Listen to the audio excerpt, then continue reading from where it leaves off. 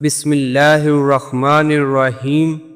السلام علیکم ورحمۃ اللہ وبرکاتہ۔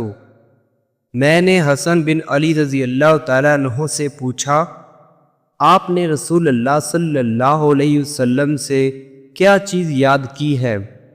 انہوں نے کہا، میں نے رسول اللہ صلی اللہ علیہ وسلم کا یہ فرمان یاد کیا ہے کہ اس چیز کو چھوڑ دو جو تمہیں شک میں ڈالے، اور اسے اختیار کرو جو تمہیں شک میں نہ ڈالے۔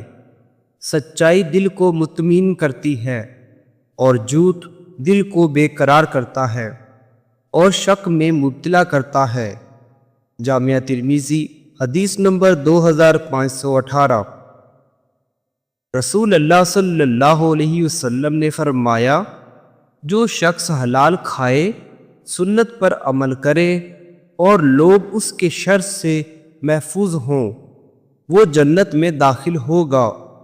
ایک شخص نے عرض کیا، اللہ کے رسول، ایسے لوگ تو اس زمانے میں بہت پائے جاتے ہیں۔ آپ نے فرمایا، ایسے لوگ میرے بعد کے زمانوں میں بھی ہوں گے۔ جامعہ ترمذی حدیث نمبر 2520۔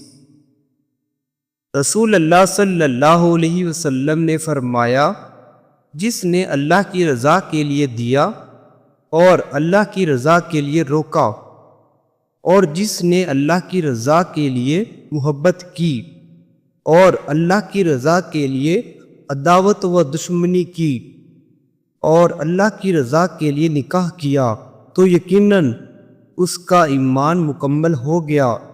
جامعہ ترمذی حدیث نمبر 2521۔